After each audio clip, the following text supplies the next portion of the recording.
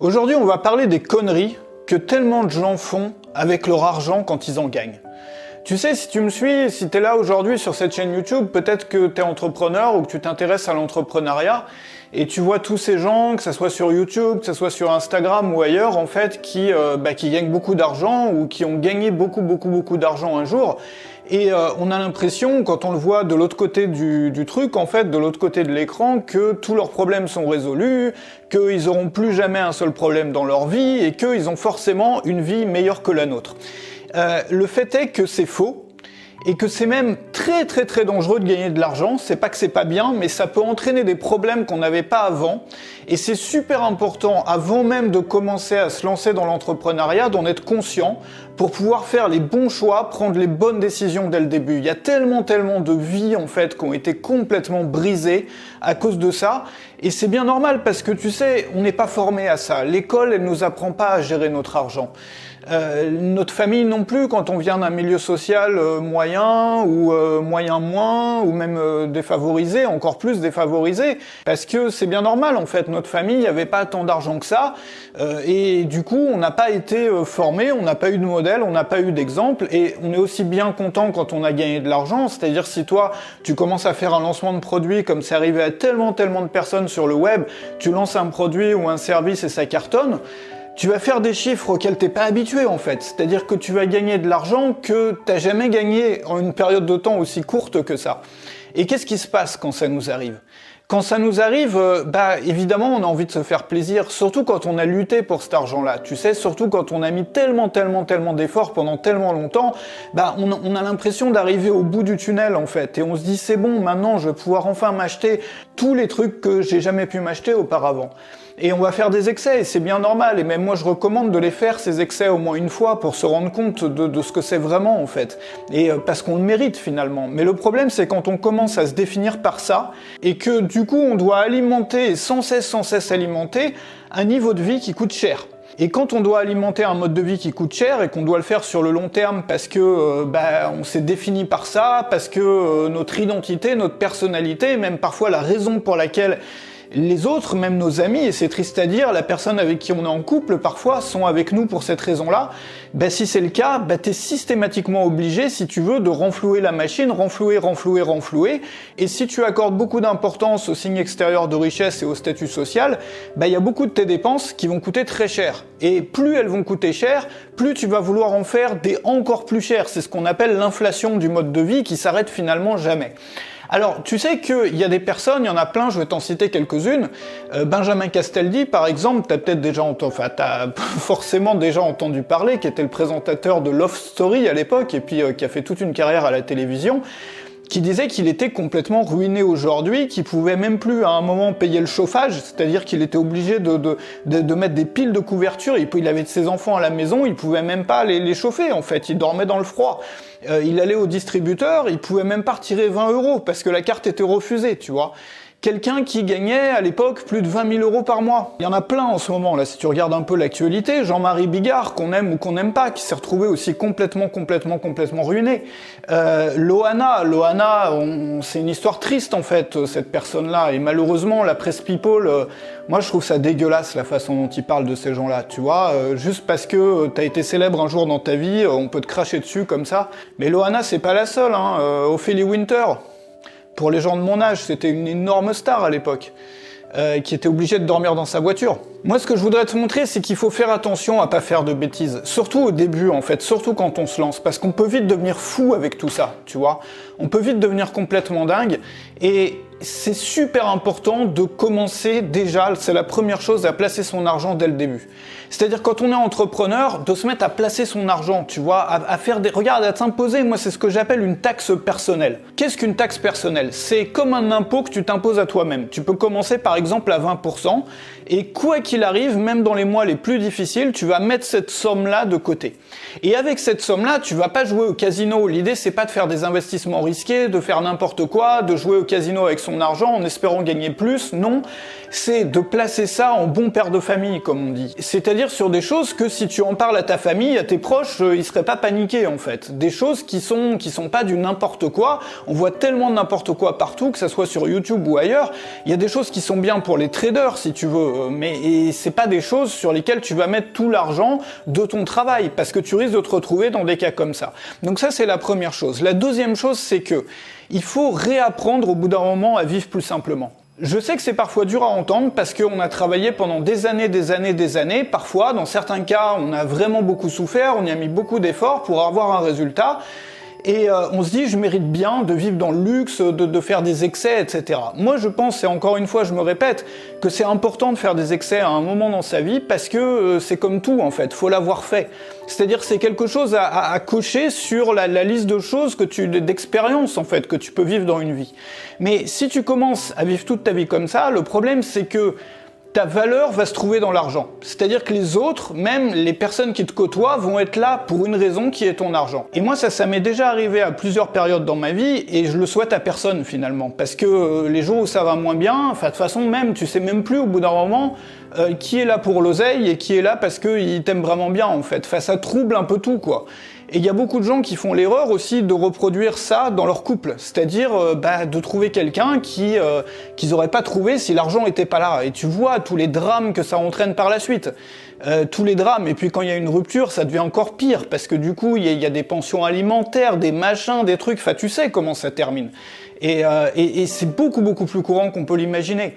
Et l'idée c'est ça, c'est que l'argent. Enfin, moi je pense qu'on est sauvé de ça à partir du moment où on commence à voir l'argent comme un moyen, non pas d'augmenter son statut social, d'avoir plus de respect des autres. Le respect, il viendra de toute façon. Il viendra par les belles choses que tu fais, il viendra par, je sais pas, peut-être ta confiance en toi, il viendra par ton parcours de vie. Mais s'il vient de l'argent, c'est mauvais. C'est-à-dire que l'argent, il est là pour t'acheter ta liberté. La plus belle chose qu'on peut se payer avec de l'argent, c'est la liberté. Et la liberté, ça commence par la liberté dans ta tête. C'est-à-dire de pas être anxieux, de sortir enfin du stress et de l'anxiété. Tu sais, on a l'impression, quand on gagne pas encore beaucoup d'argent, que une fois qu'on en aura, on sera plus anxieux. Et c'est vrai que quand on en a pas, c'est l'horreur, parce qu'on sait pas comment on paiera les factures à la fin du mois, on a toujours des problèmes avec ça quand on n'a pas d'argent, et on s'imagine que, bam, d'un coup, quand on aura de l'argent, tout ça sera résolu. C'est faux. Souvent, et pour beaucoup de gens, ça devient encore pire. Parce que quand tu commences à avoir de l'argent, il y a plein de nouveaux problèmes qui arrivent. Tu vois, est-ce que je vais pas le perdre, mon argent? Est-ce que je l'ai bien placé, mon argent? Est-ce que j'ai bien dû faire confiance à telle personne qui m'a proposé un partenariat, un investissement, quelque chose comme ça? Est-ce que telle personne dans ma vie, elle est en train de me spolier ou pas? Est-ce que telle autre personne, je peux lui faire confiance ou pas? C'est-à-dire qu'on se retrouve dans une situation où on a quelque chose à protéger, à sécuriser, qui peut partir à tout moment. Et du coup, on vit encore plus dans l'anxiété, et encore davantage si on a un mode de vie à faire tourner. C'est-à-dire, si tu t'installes dans un mode de vie qui coûte très cher à alimenter, qui consomme beaucoup en fait, c'est comme une voiture qui consomme, et bah t'es encore davantage prisonnier, parce que tu peux même plus t'autoriser de faire une pause en fait. C'est-à-dire, si ça va pas dans ta vie, t'as besoin de faire 3 mois, ou même 1 an, où tu vas gagner un peu moins, parce que t'as besoin de te concentrer sur autre chose, tu peux pas. Parce qu'il faut continuer à alimenter la machine, sinon tu vas te retrouver ruiné. Et ça a été le cas de toutes les personnes là que je t'ai montré, ou d'une bonne partie d'entre elles. Finalement, on se sent beaucoup plus libre à partir du moment où on utilise son argent pour justement ne plus avoir à être anxieux par rapport à l'avenir. Tu sais, j'avais lu un article, j'essaierai de le retrouver pour une autre vidéo, où il disait, il y avait une étude là-dessus qui montrait que les personnes qui avaient de l'argent d'avance, mais de l'argent utilisable, c'est-à-dire pas de l'argent immobilisé dans un bien immobilier ou autre chose, mais vraiment de l'argent qu'ils pouvaient utiliser, mais qu'ils n'utilisaient pas, qui était sur un compte, ou sur un produit financier, des actions, ou peu importe, mais quelque chose qu'on peut retirer quand on en a besoin, ces gens-là étaient beaucoup moins stressés, beaucoup moins anxieux. Tu vois, mais c'est normal en même temps, c'est-à-dire que tu te sens beaucoup mieux d'un coup. Enfin, quand tu sais que t'as de l'avance en fait, tu vois, t'as 1 an d'avance, t'as 2 ans d'avance, t'as X temps d'avance devant toi, et quoi qu'il arrive dans ta vie, tu sauras faire face à ça.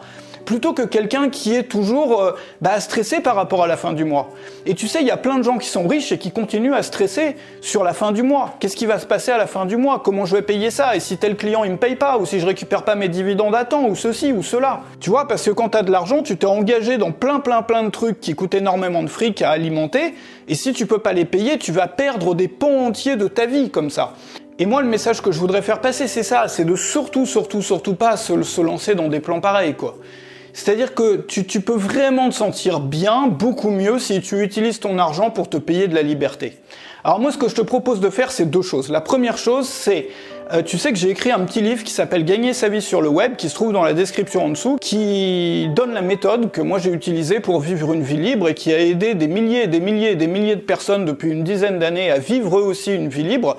Si toi, tu veux bosser chez toi, ou si toi, tu as déjà commencé, mais tu es un peu perdu parfois, tu vas découvrir une méthode qui est radicalement différente de ce qu'on peut voir ou entendre ailleurs. Parce qu'il ne s'agit pas de trucs bling-bling, il ne s'agit pas de gagner du gros argent qui brille, il s'agit de construire son mode de vie autour de sa passion. Et je voudrais te montrer que tout le monde peut le faire, on n'a pas besoin d'être un influenceur, on n'a pas besoin d'avoir une tête à clic, on n'a pas besoin d'être un énorme expert. Il suffit d'être vraiment passionné et de vouloir transmettre. Et ça, je te l'explique, c'est dans la description, le premier lien, je l'ai mis aussi dans le premier commentaire normalement.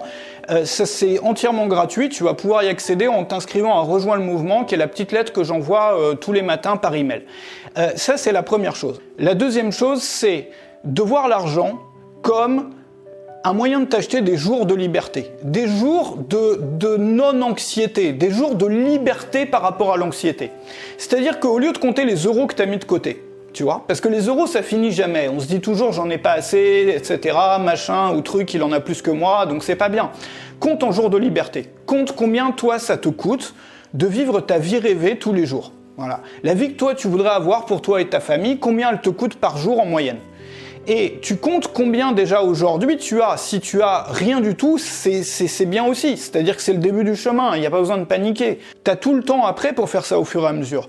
Donc tu commences par te demander combien me coûte une journée aujourd'hui. Combien ça me coûte de vivre en fait la vie que je veux vivre. Donc si toi tu vis pas encore la vie que tu veux vivre, il s'agit de prendre un papier et un crayon et tu fais le calcul en fait. Tu imagines un peu dans ta tête la vie idéale que tu voudrais vivre avec ta famille, ou tout seul, ou avec les gens que tu aimes finalement, et combien est-ce que ça coûterait par jour. Et ensuite tu vas économiser d'abord une journée de liberté. Ça sera déjà une grande victoire, tu vois, c'est le premier pas sur le chemin. Tu sais que tu as une journée d'avance, et puis après une semaine d'avance, et puis au bout d'un moment tu auras un mois d'avance, et là ça sera un grand ouf de soulagement pour beaucoup de gens. Il y a plein de gens qui n'ont jamais eu même un mois d'avance. Et au bout d'un moment, tu vas te retrouver avec 6 mois d'avance et 1 an d'avance. 1 an d'avance sur ses coûts de vie, c'est un super projet parce que psychologiquement, ça change tout. C'est-à-dire qu'on s'en rend pas compte, mais ça apporte beaucoup plus de bonheur que d'avoir tous les trucs qui brillent et tous les derniers gadgets. Évidemment, c'est peut-être moins attractif comme ça sur le papier, parce qu'on peut pas s'en vanter et tout, on va pas mettre ça sur Instagram, alors que si on s'achète des trucs qui brillent, on peut les mettre sur Instagram. Mais finalement, Instagram, on s'en fout, ce qui compte, c'est comment toi tu te sens en fait. Est-ce que tu veux être anxieux? Est-ce que tu veux vivre dans la peur, dans le stress, ou est-ce que tu veux vivre tranquille en fait? Tranquille, peu importe ce que l'avenir nous apporte, ce que l'avenir nous amène. Tu vois, l'objectif, c'est même pas d'avoir une énorme épargne pour ta retraite et tout. Ça, c'est un objectif dans un deuxième temps. Le premier objectif, c'est d'acheter des journées de liberté.